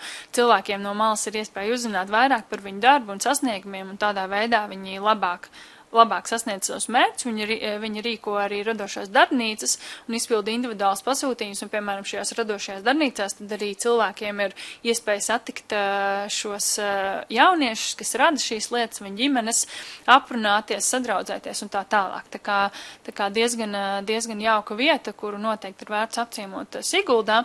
Vēl viens diezgan labi zināms piemērs ir Latvijas Zinātnes centru apvienība, kuriem ir bērnu zinātkārs centrs Zino, piecās vietās Latvijā, un viņi sevi arī redz tiešām sociālas uzņēmējdarbības laukā, jo viņu visa šī darbība uzvērsta ir uz to, lai pēc iespējas vairāk bērnu un jaunieši ieinteresētos par dažādām zinātnes disciplīnām, izprastu eksaktos priekšmetus, ļoti labi zinot, ka varbūt parastajā izglītības sistēmā šie priekšmeti netiek pārāk interesanti pasniegti, vai varbūt ir pietrūks kaut kāds materiāla tehniskais nodrošinājums, tad Zino risina šo problēmu un piedāvā bērniem un jauniešiem jau daudz interesantākos, aizrājošākos, iesaistošākos veidos mācīties par fiziku, ķīmiju, matemātiku, astronomiju un tā tālāk. Tā kā arī veiksmīgs piemērs, viņiem ļoti labi iet, viņi vēr centrus vaļā vēl vairākās pilsētās, tā kā cerams, ka arī tālāk viņi tiešām varēs parādīt šo sociālas uzņēmējdarbības pusi tieši izglītības jomā. Vēl viens piemērs ir Kaņepes kultūras centrs, kas ir mums tāds kultūras jomā tāds labs paraugs, jo arī Kaņepes kultūras centrs ir par savu mērķu uzstādījuši tieši sociālos mērķus, gan dažādu kultūras jaunredzes veicināšanu, gan arī darbu ar dažādām varbūt riska grupām, piemēram, patvērumu meklētājiem, ar ko pēdējā gada laikā Kaņepes kultūras centrs ir gan daudz strādājis, un viņu šī uzņēmējdarbība izpaužas kā kultūras centrā veidošanā un attīstīšanā. Viņi nodrošina arī šajā kultūras centrā gan bāru, gan ēdināšanu, un šādā veidā arī izīrējot savas telpas, viņi piesaist līdzekļus, lai varētu attīstīt un veidot šo savu sociālo pusi, un arī viņiem, kā izskatās, diezgan labi veicās, un arī viņi ir spējuši gan palīdzēt šīm mērķu grupām, gan arī dot telpu un iespēju jaunajiem māksliniekiem prezentēt savus darbus. Un šādā veidā ir atdzīvinājuši Rīgā veselu kvartālu. Vēl viens labs piemērs sociāla uzņēmējdarbībai Latvijā - Latvijas Samariešu apvienība, ko iespējams daudzas pašvaldības labi zina un pazīst un jau sadarbojās. Un šis ir lielākais sociāls uzņēmums Latvijā. Samariešu apvienībā ir vairāk kā 700 darbinieku, kas pat priekš tāda parasta uzņēmuma ir gana daudz. Un viņu darbs ir lielākoties veselības un sociālo pakalpojumu sniegšanā, bet piedāvājot dažādas inovatīvas pieejas un risinājumus, kas atvieglo pašvaldību darbu un padara šo pakalpojumu sniegšanu ātrāku, lētāku un efektīvāku.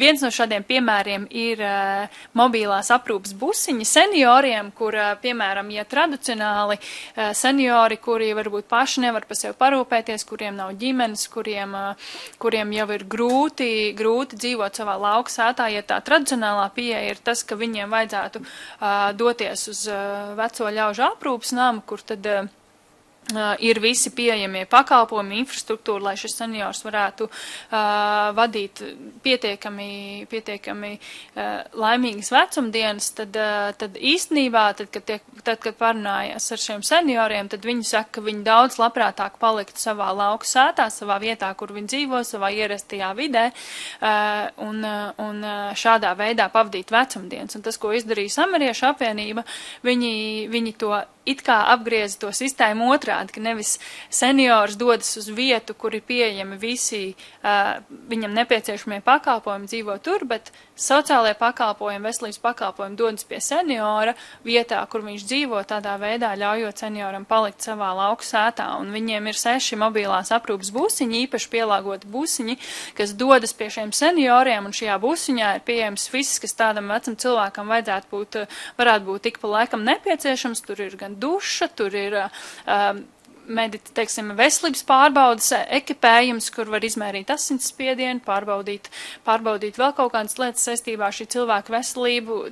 Seniors var apgriezt matus šajā busiņā, un tajā pašā laikā arī darbinieki palīdz izdarīt kādus mājas darbus. Tādā veidā šim cilvēkam tiek dot iespēja palikt tajā vietā un vidē, kur viņš dzīvo, tajā pašā laikā saņemot līdzvērtīgu aprūpi tai, kāda būtu, ja viņš dzīvotu veco ļaužu pansionātā. Un ieguvēja ir visi, jo pašvaldībā šāda veida pakalpojums un pieeja izmaksā lētāk, senioram dzīves kvalitāte saglabājas tāda pati vai pat palielinās, nekā tad, ja viņš dzīvo šajā aprūpas namā. Un mums ir Latvijā brīnišķīgs sociālās inovācijas paraugs, kas arī 2015. gadā ieguva nomināciju par vienu no labākajiem sociālās inovācijas projektiem visā Eiropā. Tā kā arī tāds labs piemērs tieši sociālo pakalpojumu jomā. Izglītībā tieši vecāku dibinātās skolas arī ir viens no veidiem, kā sociālā uzņēmē darbība tā kā izpauž tieši izglītības jomā. Piemēram, Cēlas jaunā sākuma skola vai arī Rīgā brīvā Māras skola, un ir līdzīgi, piemēram, visā Latvijā, arī ir lielisks sociālās uzņēmējdarbības piemērs, kur viņi paši ir definējuši, ka mūsu mērķis ir nevis ar šo privāto skolu nopelnīt naudu īpašniekiem, bet mūsu mērķis ir nodrošināt pēc iespējas labāku izglītību mūsu bērniem un arī ietekmēt kopējo izglītības sistēmu gan pašvaldībā, gan visā valstī. Cēlas jaunā sākuma skola to dara ļoti labi, jo viņi nevien piedāvā, šo izglītības pakalpojumu tieši saviem skolēniem, bet arī rada dažādas metodas, pieejas, izglītības instrumentus, ar kuriem viņi dalās arī ar citiem, kam tas varētu interesēt, plus vēl veidot dažādas pasākumus tieši bērnu vecākiem, tādā veidā mēģinot vēl labāk un vairāk sasniegt savus mērķus. Vēl viens piemērs, kur tiek ražots jau konkrēts produkts, ir HOP trīsriteņi bērniem un jauniešiem ar kustību traucējumiem. Šie trīsriteņi tiek ražoti katram bērnam individuāli pielāgojot viņu kustību traucējumu specifikai, un pateicoties šiem trīsriteņiem, šie bērni, kas varbūt pirms tam visu laiku pavadīja iekštāpās, viņiem bija grūti, iziet ārā, izkustēties, tad ar šiem trīsriteņiem ir daudz vieglāk, vismaz pāris stundas nedēļā, padarboties svaigā gaisā, arī satikt citus cilvēkus, un tādā veidā arī iespējams uzlabot savu veselību. Nu, lūk, kas tad ir pasaulē, lai vēl vairāk varbūt paplašināt parādīt to iespēju loku, ko paver sociāla uzņēmējdarbība, piemēram, dažādu aplikāciju veidošanu, īpaši sociāla problēma risināšanai. Šis piemērs ir no Dānijas, kas ar aplikācijas palīdzību savieno neredzīgu cilvēku ar redzīgu cilvēku, kurš ar videokameras palīdzību un tiešo pieslēgumu palīdz neredzīgiem cilvēkam tikt galā ar specifiskām dzīves situācijām, un arī tādā veidā varbūt palīdz palīdz sakonektēties cilvēkiem, kas pirms tam vispār varbūt nebūtu viens par otru zinājuši, varbūt dzīves būtu pagājuši garām. Brīnišķīgs piemērs no Igaunijas, kas parāda, ka sociāla uzņēmējdarbība var darboties arī attīstības sadarbības jomā, palīdzot risināt problēmas nevien konkrētajā valstī, nevis konkrēti tur, kur jūs dzīvojat, bet arī varbūt palīdzēt kaut kāds globālāks problēmas ir risināt. Šis konkrētais piemērs uzņēmums Mondo strādā ar sievietēm Ganā, kur sievietes pina brīnišķīgus grozus un arī veido tekstilu izstrādājumus, un uzņēmums Igaunijā tos par godīgu cenu pārdod gan Igaunijas tirgu, gan arī Latvijā tie ir pieejami, gan arī citās Eiropas valstīs, un šādā veidā viņi gan izglīto cilvēkus par Ganas un kopējās Āfrikas dažādām situācijām un problēmām, gan arī palīdz šīm konkrētajām sievietēm ganā iegūt taisnīgu atlīdzību par viņu darbu. Piemērs no apvienotās karalistes, kur labi zināmais Džeimijs Olivers, kurš ir pasaulē pazīstams pavārs, izveido īpašu restorānu ķēdi, kurā viņš dod iespēju iegūt praktisku pieredzi tieši restorānu darbā un vadībā un pavārmākslā jauniešiem no dažādām riska grupām, īpaši tie ir jaunieši ar kriminālu pagātni vai kuriem ir risks, teiksim, iekļūt dažādās ar noziedzību saistītās situācijās. Viņš šos jauniešus sadarbībā ar vienu nevalstisko organizāciju ņem uz savu restorānu, apmāca izcilākajiem pavāriem, tādā veidā dodot iespēju šiem jauniešiem izrauties no viņu nabadzīgās kriminālās vidas un jau iegūt labu darbu, kas paver arī citas iespējas. Šiem restorāniem ļoti labi iet, tie ir labi zinām, un arī pats Džeimijs Olivers ir tiešām diezgan iesaistījies tajā, lai šo konceptu arī popularizētu un pēc tam arī tā kā izplatītu tālāk. Un arī viens piemērs no Bosnijas Hercegovinas, kur organizācija ir nodibinājusi savu lauksaimniecības korporatīvu bijušajā dažādās kara degradētajās teritorijās, arī iesaistot vietējos cilvēkus, ražo ekoloģisku produkciju, šis konkrētais ir medus, bet arī cita veida lauksaimniecības produkcija tādā veidā atdzīvinot šīs kara degradētās teritorijas, gan ciemus, gan pilsētas, dodot iespēju cilvēkiem nevis braukt prom kaut kur strādāt kādā citā valstī, bet palikt uz vietas, un arī nodrošinot ekoloģisku produkciju, kuru citi var nopirkt, kas ir ražot turpat Bosnijā Hercegovinā, arī viņiem labi iet, un arī viņi šo konceptu mēģina izplatīt gan Bosnijā Hercegovinā, gan citur pasaulē. Nu, lūk, tie bija tādi piemēri ļoti ātri caurskrienot, bet kāda tad ir sociālo uzņēmumu lielākie izaicinājumi, un šeit varbūt tiešām runājot par visu sociālo uzņēmējdarbību kopumā, jo kā es arī no Ginta dzirdēju, ko Gints tikko stāstīja, un arī kā mēs paši esam redzējuši, tad nav tādu īpašu izaicinājumu, ar ko saskars tieši jaunieši, kas gribētu uzsākt sociālu uzņēmējdarbību vai kas darbojās sociālu uzņēmējdarbībā, jo būtībā tā situācija ir tāda, ka par sociālu uzņēmējdarbību lielākoties interesēs tieši gados jauni cilvēki, tādi, kuriem šī sociālā misija, mērķi un jēga tam darbam, ko viņi dara, vai tām lietām, ko viņi rada, ir ļoti svarīga, bet tie izaicinājumi ir ļoti kopīgi, neatkarīgi no tā, vai īpašnieks vai darbinieks ir gados jauns cilvēks vai jau vecāks un pieredzējušāks. Es pat teiktu, ka tie izaicinājumi vairāk būtu nodalāmi tiem sociālajiem uzņēmējiem vai tiem cilvēkiem, kam nav uzņēmējdarbības pieredzes vispār, viņiem ir viena veida izaicinājumi sociālajā uzņēmējdarbībā, un tiem, kuriem ir jau uzņēmējdarbības pieredze vai jebkāda profesionālā pieredze, viņiem jau tad ir cita veida izaicinājumi. Bet tā kopīgā bilde ir tāda, ar ko saskars tieši sociālajie uzņēmēji, tas, ka Latvijā nav piemērots juridiskās formas sociālajai uzņēmējdarbībai, un tas liek šķēršus attīstībai un izaugsmai, jo nevalstiskām organizācijām ir viena veida ierobežojumi, kas nav pārāk piemēroti komersantiem.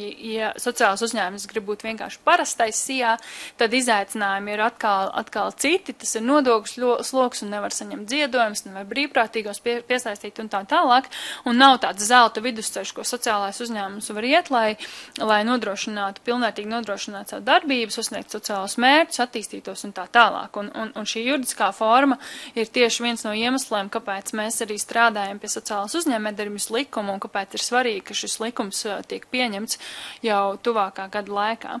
Vēl viens izaicinājums ir tas, ka ņemot vērā, ka šī sociālās uzņēmējdarbības joma vēl pagaidām ir salīdzinoši jauna un arī valsts un pašvaldības iestādēm tikai tagad veidojas izpratni par to, kas tas ir, kādas iespējas tas piedāvā, un arī plašākai sabiedrībai nav tādas konkrēts izpratnes, kāpēc tas vispār vajadzīgs, tad vēl nav arī izveidojusies tāda labi strādājuša atbalsta sistēma un arī pieeja finanšu resursiem sociālajiem uzņēmējiem, un bieži vien tas ir šķēršs, lai uzsākt sociālo uzņēmēju darbību, jo nav iespēja vienkārši saņemt aizdevumu bankā vai nav iespēja pieteikties parastiem uzņēmēju darbības, piemēram, atbalsta instrumentiem, jo arī tas biznesa plāns un arī tās metodas un arī tie visi finanšu rādītāji tomēr būtiski atšķirās no tādas parastās tradicionālās uzņēmējdarbības, un tāpēc arī, teiksim, ir diezgan liels izaicinājums gan uzsākt, gan paplašināt darbību.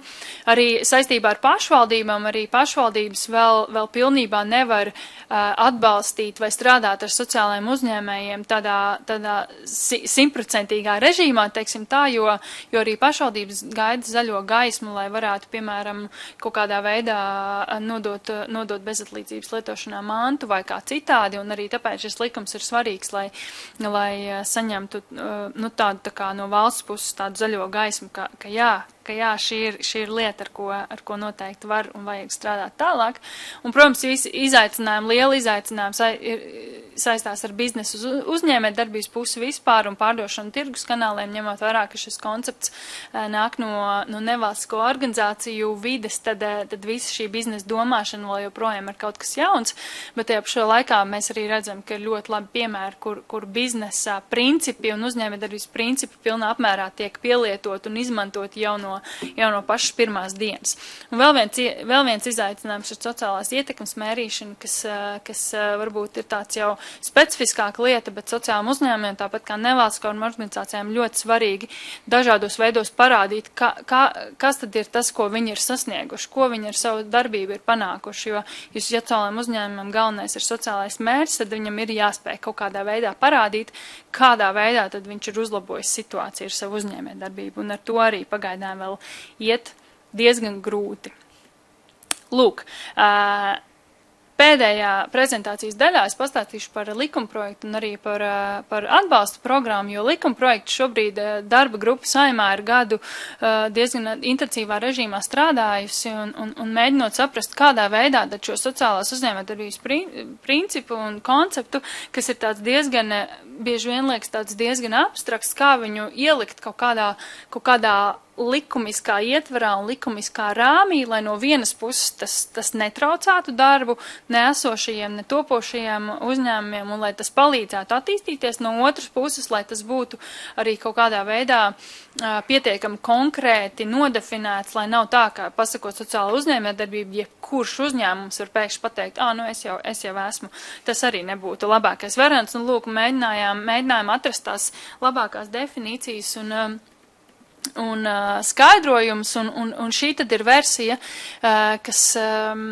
pie kā esam nonākuši, ka sociālā uzņēmējdarbība ir labvēlīga sociālo ietekmi radoša darbība, un tad uzskaitījums dažādām jomām, gan sociālai pakalpojumi, gan iekļaujuši pilsonas sabiedrības veidošanu, izglītības pieejamības veicināšanu un tā tālāk, un tādā veidā, tā kā nodefinējot, kas tad tas varētu būt.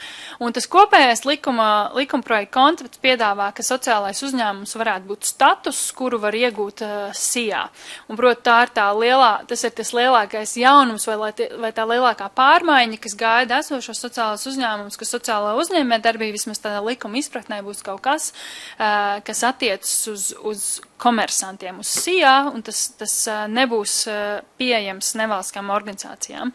Protams, nevalstiskās organizācijas vēl projām var veikt dažādus sociālās uzņēmējdarbības projektus, dažādus pilotprojektus, dažādus izmēģinājumus, izmēģinājums, notestēt kaut kādas jaunas pieejas, bet, ja uzņēmums gribās būt pilnvērtīgs sociāls uzņēmums, tad būs jāreģistrējas kā sabiedrībai ar ierobežotu atbildību.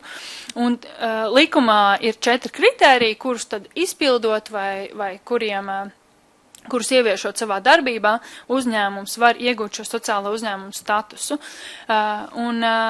Iegūstot statusu, tad var arī izmantot likumā piedāvātās tādas atbalsta iespējas, ja mēs viņu saucam par tādu bonusu grozu, ko valsts un pašvaldības no savas puses, tad piedāvā šiem sociālajiem uzņēmējiem, kur ieguvuši statusu. Un statusu piešķirs Labklājības ministrija, pamatojoties uz īpaši veidotas komisijas lēmumu, kas nozīmē būs jāiziet tādam tā kā filtram cauri, kur tad Labklājības ministrija pateiks, vai tad atbilst uzņēmumu šim likuma nosacījumiem vai nē. Kritēriji ir 4, un kritēriji ir arī veidoti balstoties uz pasaules pieredzi un pasaules praksi. Šāda veida likuma sociālajiem uzņēmumiem Eiropā un pasaulē nav daudz, bet no tiem, kas ir, mēs mēģinājām tad izvilkt labāko, kas varētu atbilst arī Latvijas situācijai. Pirmais kritērijs ir tas, ka ir jābūt noteiktam šim sociālam mērķim, proti sociālam uzņēmumam, galvenais ir sociālais mērķis, nevis peļņa pašiem īpašniekiem. Un, ja peļņa ir un peļņa ir noteikti jābūt, un peļņa ir laba lieta, jo peļņa palīdz vēl labāk un vairāk sasniegt mērķus, taču peļņa netiek izņemta dividendēs īpašniekiem, bet visu laiku tiek ieguldīta vai uzņēmuma attīstībai vai šo mērķu vēl labākai sasniegšanai. Trešais kritērijs, ka uzņēmums nodarbina algotus darbiniekus, proti, ka tam ir normāla uzņēmējdarbības praksa, ka tas nav vienkārši kaut kāds brīvprātīgo pulciņš, kas sanāk kopā svētdienās, kas ir ļoti laba lieta, bet tas vairāk piederās nevalstiskām organizācijām. Sociāla uzņēmumā ir darbinieki, kuri ražo preces pakalpojumus un šādā veidā nodrošina šo pilnvērtīgo uzņēmējdarbības pusi. Un 4. kritērijs ir, ka uzņēmums pārvaldes institūcija darbā iesaist arī iesaistītās puses, tā skaitā uzņēmumu darbiniekus, iespējams mērķi grupu pārstāvs, iespējams kaut kādas nevalstiskās organizācijas, proti, ka uzņēmumā ir šī demokrātiskās pārvaldes prakse, un katrs uzņēmums var pats izlemt, kāda tad ir piemērotākā forma tieši viņu darbībai, bet veidojot kaut kādus atvērtus pārvaldes modeļus. Un kāds tad ir šis atbalsta grozs vai bonus grozs, ko likumprojekts piedāvā tiem, kas atbildīs šiem 4 kritērijiem? Viens no bonusiem ir atbrīvojums no uzņēmuma ienākuma nodokļa, vēl būs iespēja saņemt dažādus grantus un ziedojumus un dāvinājumus gan no valsts un pašvaldību iestādēm, gan no privātpersonām. Pašvaldībām savukārt ar šo likumu tiks dot atļauja piešķirt sociālām uzņēmumam dažādus arī bonusus un labumus. Protams, katra pašvaldība pati skatās un lemj, vai tas konkrētajā situācijā piemērots, cik viņi var atļauties, ko viņi var atļauties un tā tālāk, bet vismaz šis likums iedos atļauju par to domāt un kaut ko tādu ieviest. Tāpat arī sociālās uzņēmums varēs saņemt ziedojumus no privātpersonām, un sociāla uzņēmuma būs tiesīgi piesaistīt brīvprātīgos, kas arī ir ļoti būtiska lieta jau esošiem sociālām uzņēmumiem, jo bieži vien brīvprātīgi ir tie, kas palīdz nodrošināt uzņēmumu tādu plašāku un aktīvāku darbību un šo mērķu sasniegšanu. Būs arī likumā noteikti ierobežojumi gan uz peļņas sadali, gan uz dažādām izmaksām, izdevumiem, un arī uz darbības jomām, piemēram, likums aizliegs sociālajiem uzņēmumiem darboties cigarešu alkohola ražošanā un ieroču tirdzniecībā un tā tālāk, bet tas ir kaut kādas tādas jomas, kur mēs saskatījām īpašus riskus, ka tas varbūt nebūtu ļoti labi, ja sociālais uzņēmums darbojas šajās darbības jomās.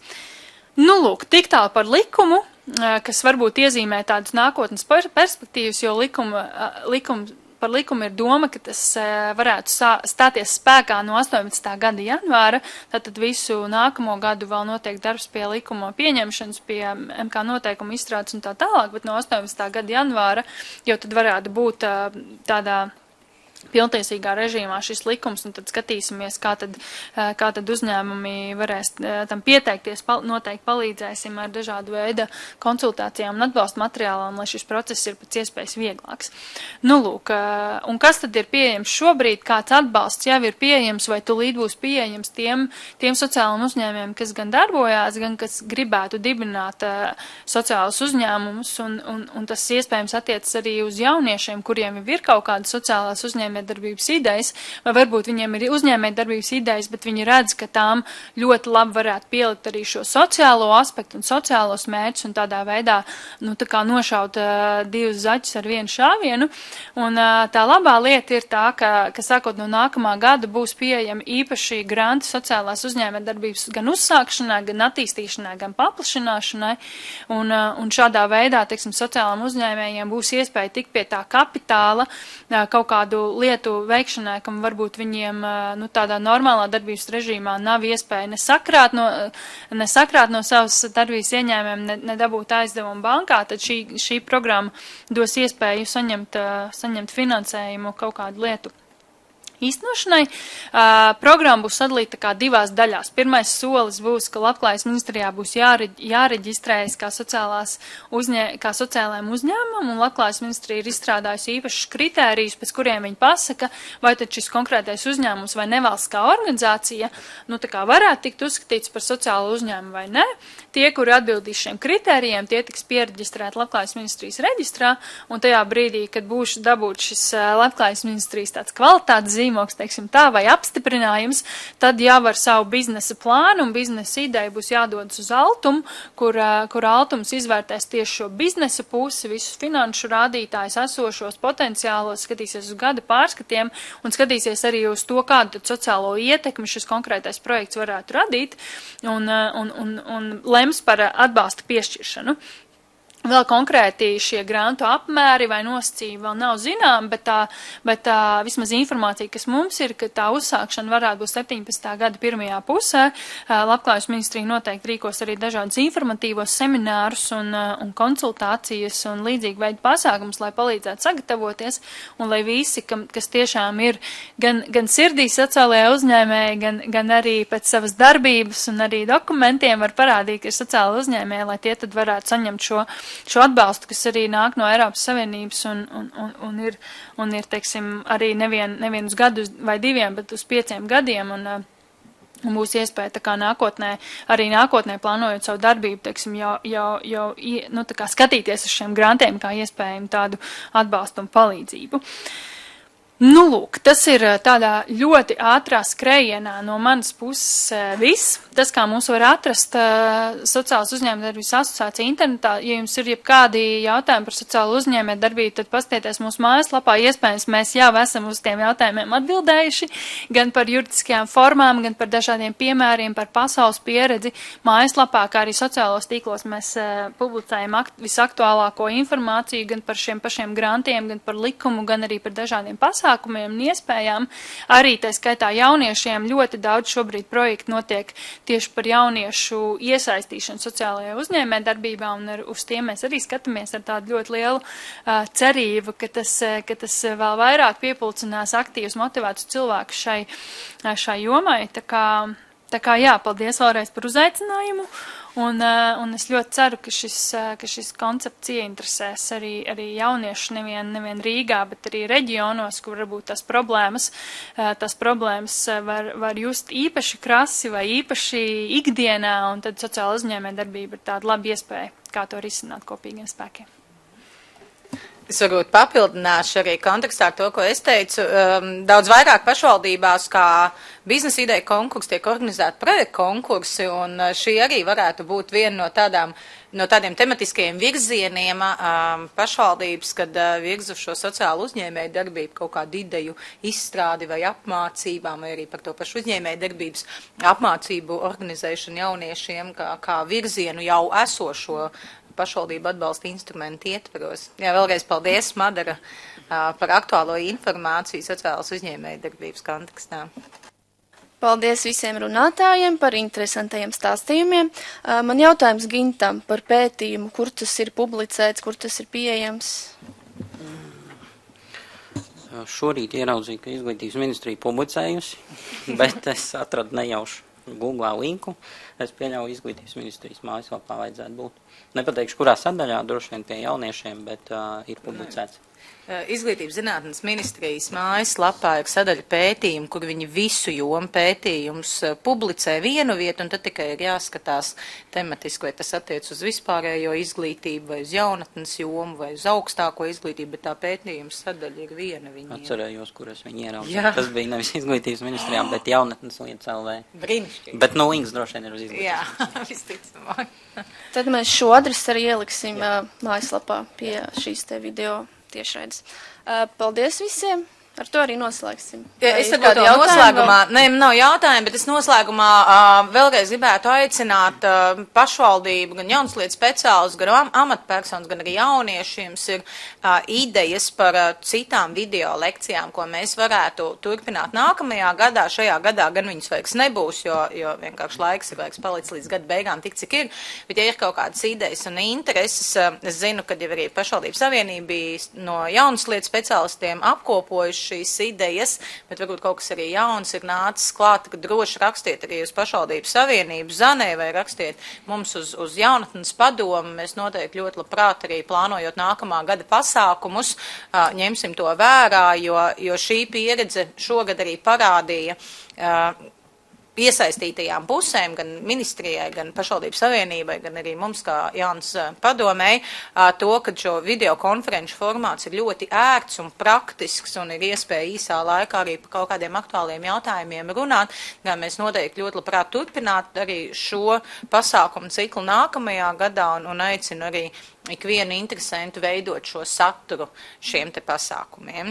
Ja, un vēlreiz paldies pašvaldības savienībai par brīnišķīgo sadarbību šādu pasākumu īstenošanā un ministrijai par iniciatīvu un atbalstu. Paldies visiem! Ar to arī varam noslēgt šo lekciju.